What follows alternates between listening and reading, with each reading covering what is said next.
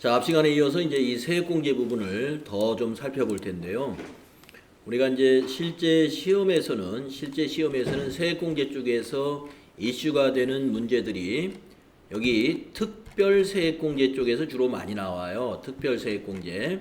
그러니까 특별세액공제가 항목이 4개가 있어요. 앞 시간에 정리했던 보험료 세액공제, 그리고 의료비 세액공제, 그리고 남은 2개가 교육비 세액공제와 기부금 세액공제. 이 4가지가 주로 이제 시험에서 출제로 대두되는 그런 세액공제 항목입니다. 그래서 이 특별세액공제 중심으로 해서 세액공제를 자꾸 반복하시면 정리가 돼요. 그리고 하여튼 문제를 풀면서 또 다시 정리해보고 할 텐데, 우선 이제 2가지 의료비하고 아까 보험료 정리를 했는데, 이게 큰 차이가 뭐냐면 보험료 같은 경우에는 나이 제한, 소득 요건과 나이를 다 보기 때문에 오직 기본공제 대상자가 피보험자로 돼 있어야 되고 보장성 보험료만 된다는 거고요. 일반 보장성 보험과 장애인 전용 보장성 보험으로 불입한 금액의 15%, 장애인은 15%, 일반은 12%만큼을 세금에서 빼준다는 뜻이죠. 그리고 한도는 최대 각각 100만 원씩 한도로 한다. 그게 보험료 세액공제 내역이었고, 의료비는 굉장히 좀 포괄적으로 해준다. 기본공제 대상자를 다 해주는 거예요. 원래 기본공제 대상자는 소득이 있으면 안 되는데, 의료비 세액공제는 소득이 있는 기본공제 대상자에게도 해준다는 거예요. 소득 요건에 제한이 없으니까, 나이도 제한이 없고요. 그래서 의료비는 거의 모든 부양가족 대상자가 다 된다는 겁니다. 그런데 안 되는 게 얼마냐? 우선 총 급여액의 3% 이상 초과해서 지출을 한 거에 대해서 그 공제를 해주기 때문이에요. 여기 보면은 일반 의료비 지출한 거에서 뭐를 빼요? 총 급여액의 3%를 빼죠.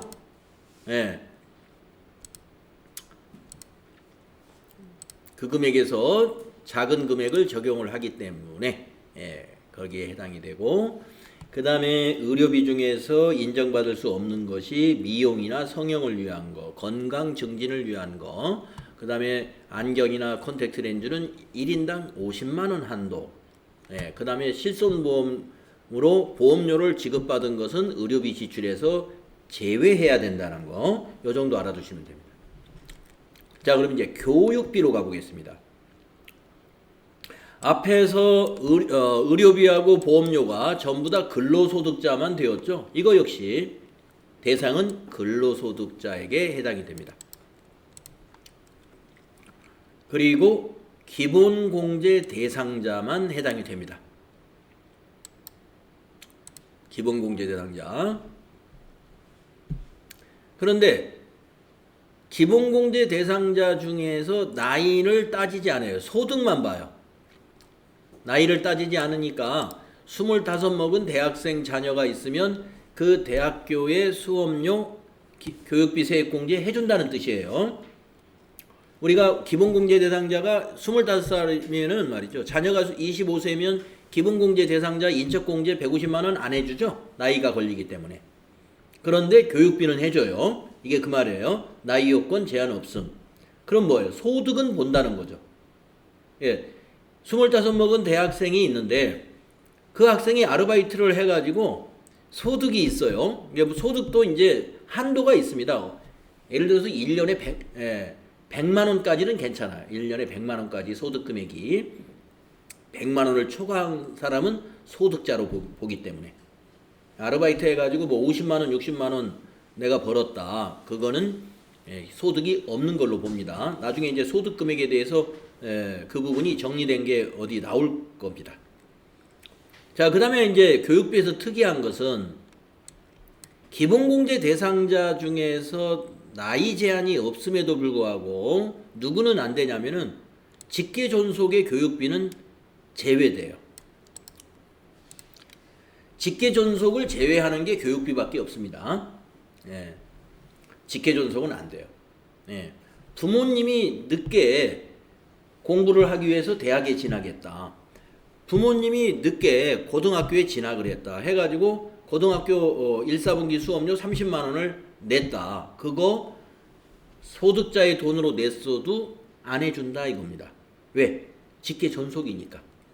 그래서 교육비는 부모님 거는 안 된다는 것을. 그것이 중학교 수업료든 고등학교 수업료든, 지금은 뭐 고등학교까지 의무교육이니까 고등학교 수업료는 없겠죠.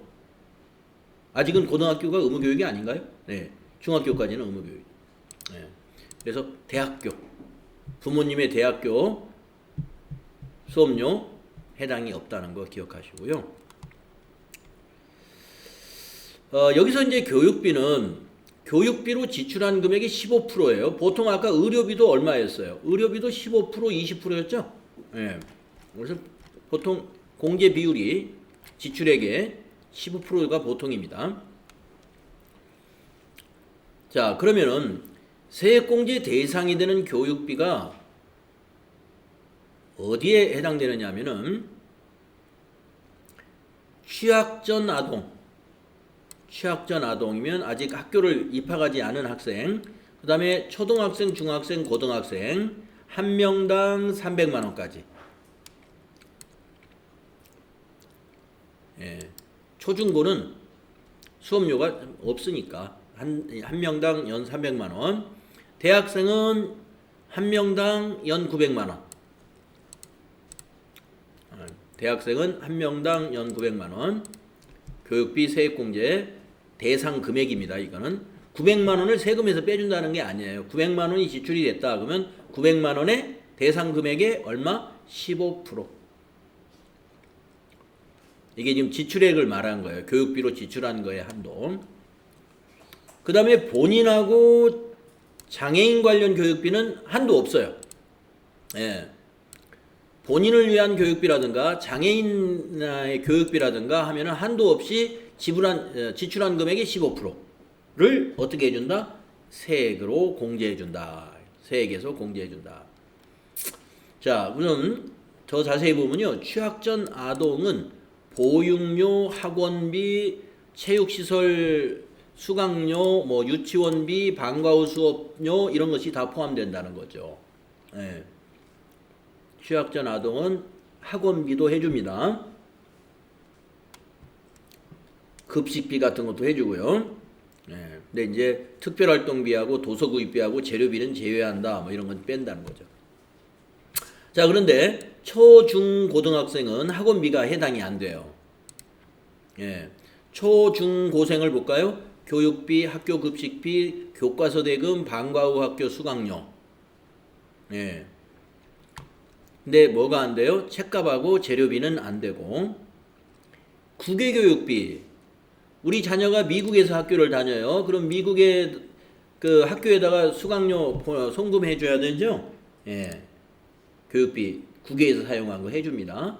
카드 사용은 국외에서 사용한 거 안 해주지만 교육비는 국외에 지출한 거 해주고요.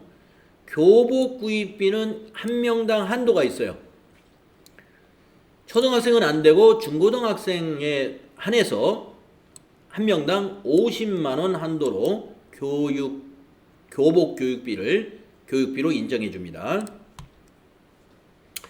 현장 체험 학습비도 인정을 해 주는데 이것도 1년에 한 명당 30만 원 한도 내에서 해 준다. 자, 그다음에 이제 대학생을 보면은요. 대학생은 간단하죠. 예. 수업료. 네. 국외 교육비, 이제 대학을 뭐 미국에서 다닌다. 그러면 국외 교육비가 들어가겠죠. 그래서 대학생 자녀는 900만 원 한도, 초중고생은 미취학 아동까지 연간 1인당 300만 원 한도다. 이건 자녀 한 명당이에요. 자녀 한 명당. 소득자 한 명당이 아니라 자녀 한 명당 900, 300. 자, 그 다음에 이제 그 근로자라는 것이 있는데 그 근로자라는 건 이제 본인이죠. 소득자 본인. 네. 그래서 교육기관 교육비, 대학원 1학기 이상의 교육과정과 시간의 교육과정, 그 다음에 직업훈련도 여기는 해당이 돼요. 직업훈련, 직업능력개발훈련. 지금 우리 학원에서 하는 직업능력개발훈련 중에 본인부담금이 발생하잖아요. 예, 본인부담금 발생한 거, 본인 거는 세액공제 받으시면 돼요. 예, 세액공제. 여러분들이 지금 근로자시면은, 예, 본인부담금 낸 거, 예, 영수증을 제출해가지고, 예, 세액공제 받으시면 됩니다. 자, 그래서 본인은 말이죠. 본인은 여기 보다시피 한도가 없습니다. 한도가 없고 대학원도 돼요. 본인은. 근데 자녀들까지는 대학원은 안 돼요. 예, 대학원은 안 되고 본인에 대해서만 대학원까지, 그리고 이런 직업능력개발훈련 수강료까지 해준다. 우리가 지금 2019년도까지는 근로자들의 직업능력개발훈련 본인부담금이 없었어요. 그런데 지금 예고된 것이 내년 2020년도부터 예, 실업자 훈련하고 똑같이 우리 그 실업자 배움카드의 패키지 1이 아닌 사람들은 본인부담금 뭐 어떤 거는 10%, 어떤 건 15%, 어떤 건 30%, 35% 이렇게 본인부담금 내고 있죠. 과정마다 본인부담금률이 다 다르거든요. 똑같이 근로자도 본인부담금이 생긴다고 하더라고요. 그러면 이제 근로자분들 자기 개발을 위해서 직업능력개발 훈련을 받은 거는 요거 세액공제에 해당이 된다는 거 정리를 해 두셔야 되겠습니다. 장애인 특수교육비, 이것도 장애인 특수교육비는 직계 존속도 가능해요. 아까 직계 존속은 원래 원칙적으로 교육비가 안 돼요. 초, 중, 고, 뭐 대학교 전부 안 되는데, 만약에 직계 존속이 장애인이다. 그래서 장애인 학교를 다녀야 돼요. 그게 장애인 특수교육비잖아요. 그런 경우는 존속도 됩니다. 부모님도. 네. 그리고 이 장애인의 경우는 여기 장애인 특수교육비에 대해서는 소득 금액을 안 보겠다 이거예요. 우리가 이제 기본공제 대상자라 그러면 소득 금액이 있으면 기본공제 대상자가 아닌데, 특별히 교육비 중에서 장애인 교육비에 대해서는 아주 예외로 소득도 제한이 없다라는 규정을 두었네요. 자, 여기까지가 교육비 세액공제 내용입니다. 자, 이제 특별세액공제의 네 번째 마지막이 되겠는데, 기부금 세액공제를 보겠습니다. 기부금. 네, 그래서 공제 대상은 여기서는 거주자라고 표현을 했죠. 거주자. 그런데 거주자 하면은 이제 아까처럼 뭐 종합소득이 있는 자 이렇게 안 하고 거주자라고 하면서 별표 1을 붙여놨어요. 그래서 밑에 별표 1이 뭐가 있는가 한번 제가 미리 가서 한번 읽어보겠습니다. 바로 밑에 있어요? 예.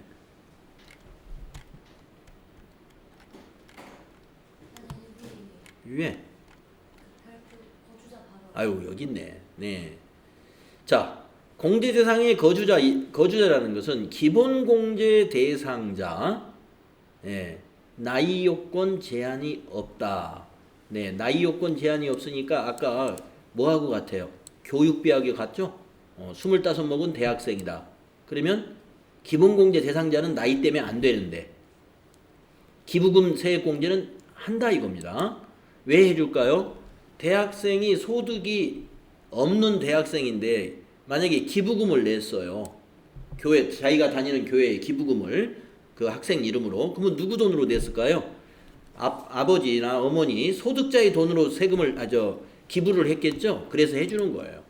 나이 요건을 제한을 안 두는 거고. 그래서 여기서 말하는 거주자 중에서 기본공제 대상자를 말하는데 나이는 따지지 않는다. 근데 그 대학생이 연간 100만 원 이상의 소득이 있다. 그러면 자기 돈으로 기부했겠죠. 그래서 소득이 있는 자는 기부금 세액공제에 해당이 안 되죠. 기본공제 대상자 중에서도. 자, 가로 속에 있는 거 봅시다. 사업소득만 있는 자는 제외하되 연말정산 대상 사업소득만 있는 자는 포함한다. 네. 그래서 기부금 세액공제에서 사업소득하고 다른 소득이 있으면 기부금 세액공제 받겠네요. 근데 소득이 사업소득만 있어. 그러면 기부금 세액공제 안 해주겠다는 거예요. 예, 사업소득자한테 좀 짜게 노는 거예요. 이거는. 예. 자, 근로소득자는 무조건 되는 거죠. 그러니까 자, 기부금의 종류가 정치자금 기부금이 있고 법정기부금, 우리사주조합 기부금, 지정기부금, 그리고 종교단체 기부금 등이 있습니다. 네, 그래서 이러한 기부금들은 우리가 기부금을 전산에 입력할 때 해당 코드를 선택해 주면 돼요. 정치자금은 몇 번, 법정기부금은 몇 번, 이렇게 문제에서 이것이 무슨 기부금이다 딱 알려줍니다. 자, 어떻게 하느냐? 세액공제를 말이죠. 정치자금의 기부금 세액공제가 제일 공제액이 높아요. 10만 원 이하는 거의 전부를 세액공제해 줍니다. 110분의 100이니까. 네, 다 해준다고 생각하면 돼요. 10만 원 이하는. 그러니까 정치자금 여러분이 이제 근로자다. 그런데 내가 어느 정치인, 좋아하는 정치인이 있어요. 경기도지사를 만약에 좋아한다. 그러면 경기도지사에게 10만 원, 1년에 10만 원 기부금을 송금해 줬어요. 그러면 여러분 납부할 세액에서 무조건 10만 원 빼주니까 내가 기부한 돈은 세금으로 공제받는다는 거죠. 100%. 그런데 10만 원 넘는 거는 일부만 해줘요. 10만 원 초과 시에는 네, 나오죠? 기부금의 15%.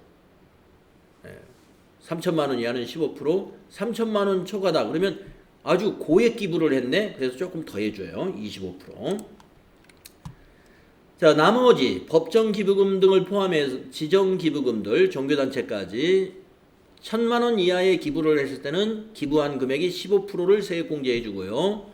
1,000만 원 초과한 고액 기부자는 기부한 금액의 30%를 세액에서 공제해 줍니다. 자, 기부금 세액공제 이어서 납세조합 세액공제라는 게 있어요. 납세조합.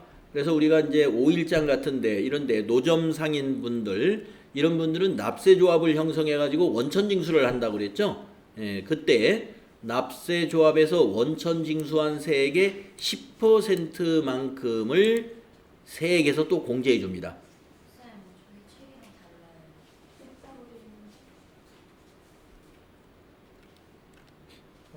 그래요? 한번 볼까요?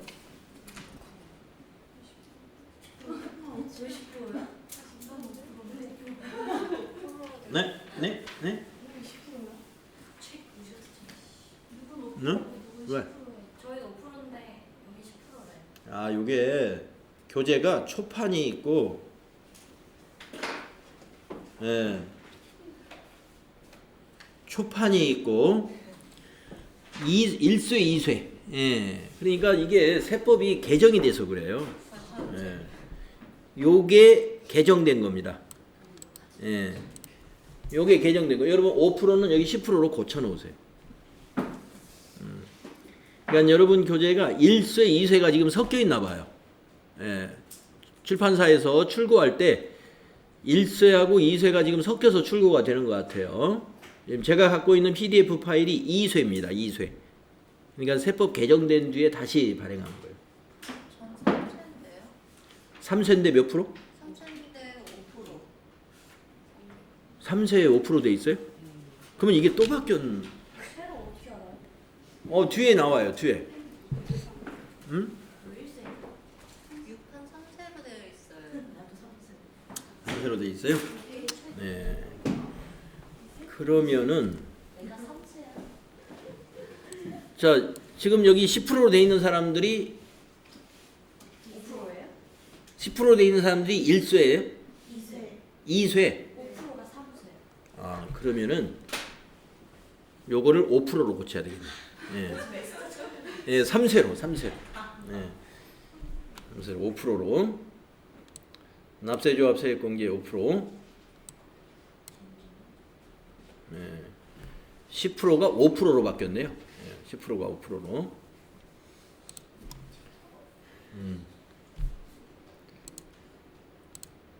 이걸 5%로 바꾸시고 납세조합 세액공제의 세율에 대해서는 뭐 시험하고는 관계는 없어요. 네, 그러나 이거 고쳐 놓으시고 5%로 또 외국 납부에 대한 세액공제가 있어요. 외국 납부 세액공제. 예. 그래서 외국 납부세액의 세액공제를 또 할 수가 있고요. 그 다음에 이제 근로자들에게 많이 적용되는 게 월세를 지불하는 근로자들이 많이 있죠. 월세. 네, 그래서 월세 세액공제. 이거는 시험에서 출제가 되는 부분이죠. 많이 활용을 하니까. 그래서 월세 세액공제가 어떻게 되느냐면은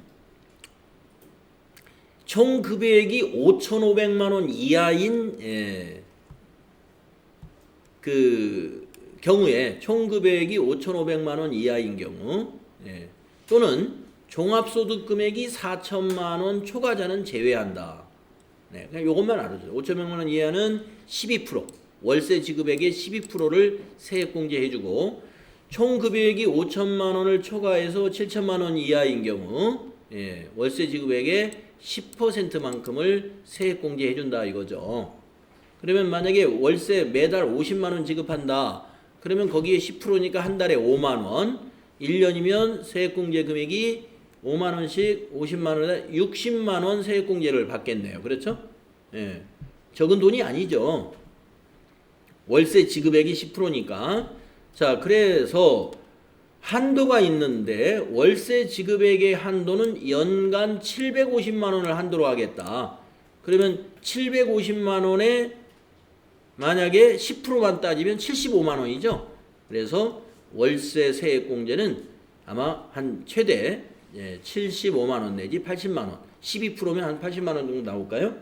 그 정도가 한도다 이렇게 보시면 돼요. 자, 공제 요건.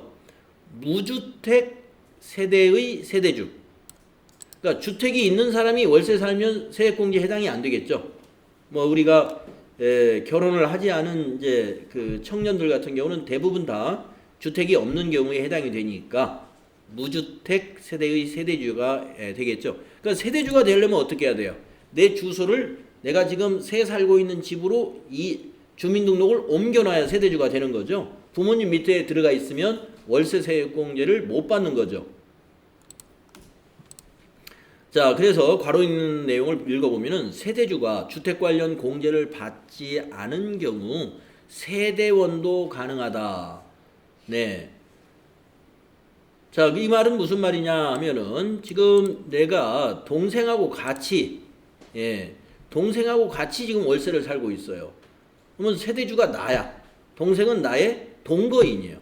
그런데 나는 다른 세액공제를 많이 받아서 월세 세액공제를 안 받을 거예요. 그러면 세대주가 주택 관련 공제를 지금 받지 않은 거죠. 그러면 세대원, 내 동생이 대신 월세 세액공제를 신청해서 받을 수 있다 이 말입니다. 그래서 같은 동거인으로 돼 있어야 돼요.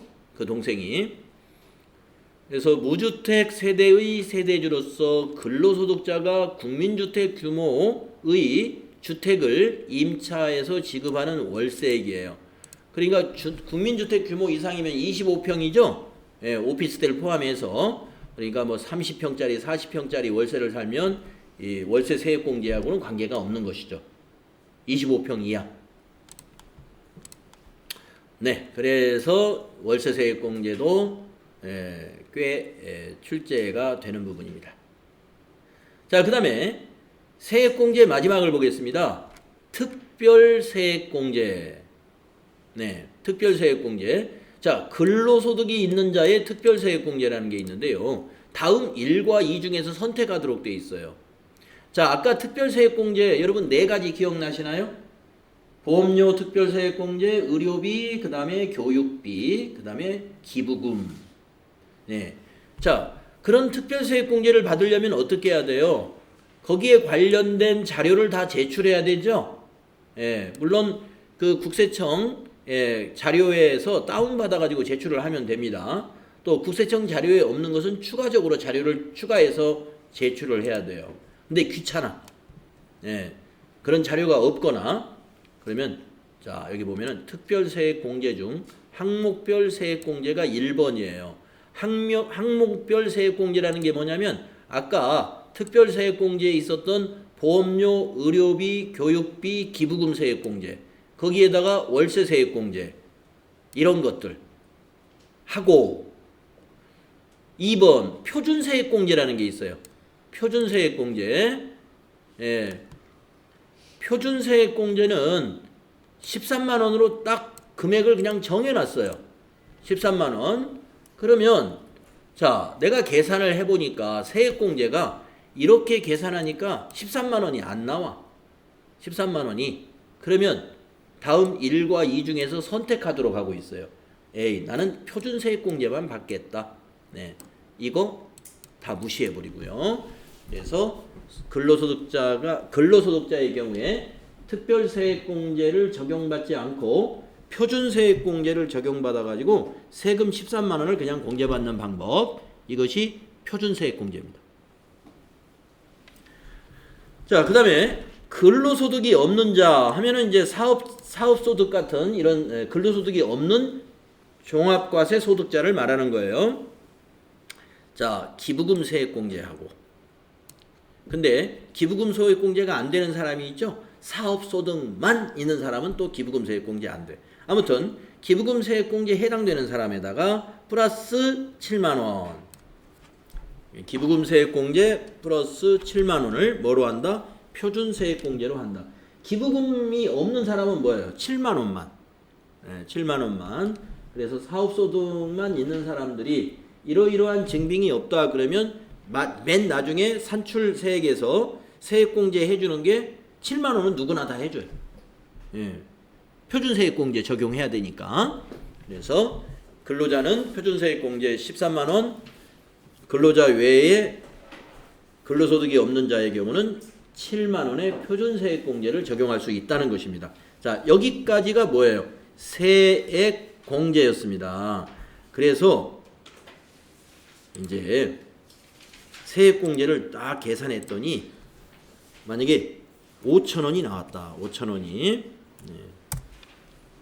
그럼 세액공제를 빼주는 거예요.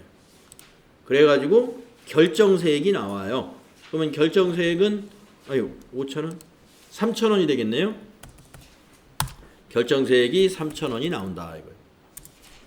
예. 그래서 3천 원을 다 내느냐? 자, 기납부한 세액들이 있을 수 있어요. 예. 우선 사업소득이 있는 사람 같은 경우는 중간 애납을 하거든요. 지금 사업소득세의 중간 애납 기간이 이번 11월 말까지예요. 예. 저도 얼마 전에 납부했어요. 전자고지가 돼가지고. 그래서 기납부한 세액들 여기서 빼줘요. 예.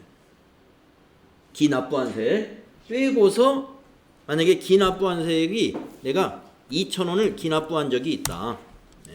그럼 빼고 이번에 종합소득 신고할 때는 나는 최종적으로 납부할 세액은 1,000원만 납부하게 되는 것이죠. 예.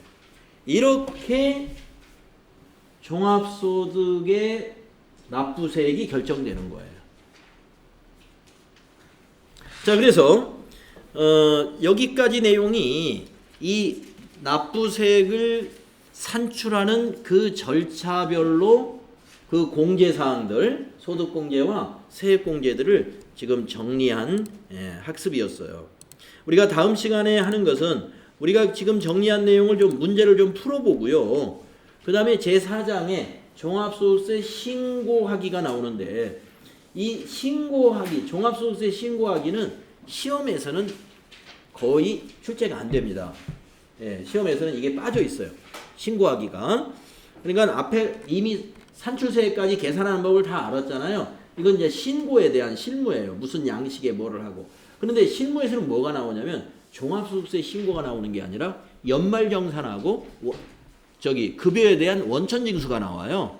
그래서 우리가 이제 실무는 그쪽 급여에 대한 원천징수하고 그 다음에 근로소득자의 연말정산 쪽이 나오기 때문에 종합소득 신고 부분에서는 이렇게 자세히 하지 않고요. 우리 시험하고 연관되는 것만 한번 발췌해서 어떤 내용이 실려 있는지 한번 쭉 훑어보긴 할 거예요. 그러나 지금 소득공제, 세액공제처럼 자세히 하진 않겠습니다. 이 부분은 훑어만 보고 넘어가니까 아마 내일 이제 문제 푸는데 시간이 어떻게 될지 모르겠는데 이제 남은 게 이제 실기로 넘어가는 시점이다 이렇게 보시면 되겠네요. 자, 오늘 여기까지 하겠습니다.